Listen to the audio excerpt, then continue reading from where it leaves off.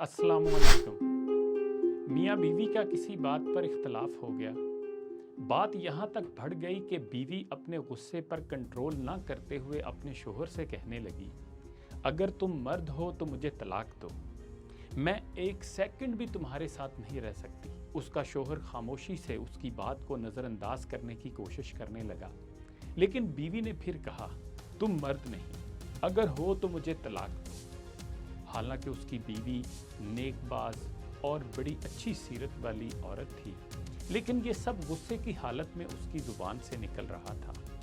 और इस मौका पर शैतान पूरी कोशिश में था कि मियाँ बीवी को एक दूसरे से अलग कर दे। मर्द की खामोशी से औरत का गुस्सा जब और बढ़ा तो कहा, अगर तुम वाकई मर्द हो तो ये करो, वो करो, वगैरह वगैरह। शौहर की मुसलसल खामोशी से तंग आकर बीवी ने कहा, मुझे अभी फौरन तुम्हारा जवाब चाहिए और तुम मुझे इसी वक्त तलाक दो। मैं अब तुम्हारे साथ मजीद नहीं रह सकती। बिलाखिर शौहर ने मजबूर होकर एक कागज़ पर चंद सतरें लिखकर लिफाफे के अंदर रखकर उसके हाथ में पकड़ाते हुए कहा, जाओ फी अमान अल्लाह। ये वो दरवाज़ा है जिसमें से गुजर कर तुम मेरे साथ इस घर में आई थी।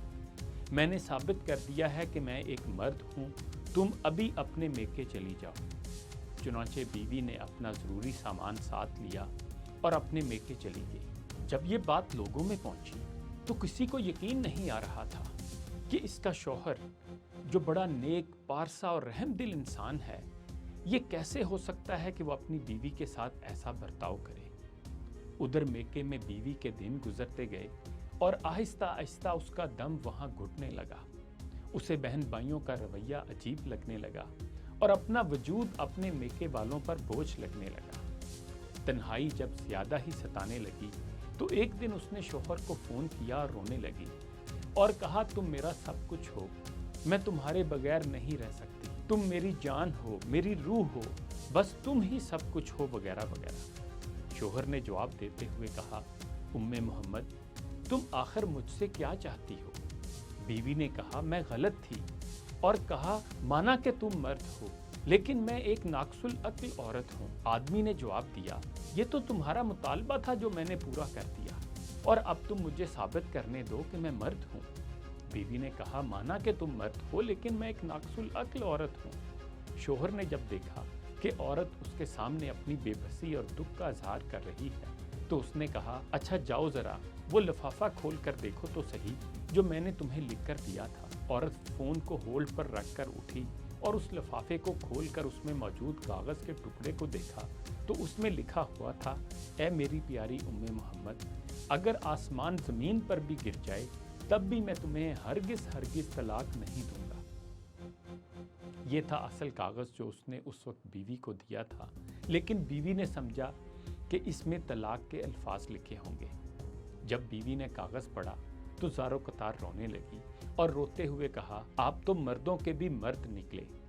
बहनों और भाइयों, देखें किस तरह कहानी का रुख बदल गया जब शौहर ने अपने गुस्से पर कंट्रोल किया और अपना घर बर्बाद होने से बचा लिया।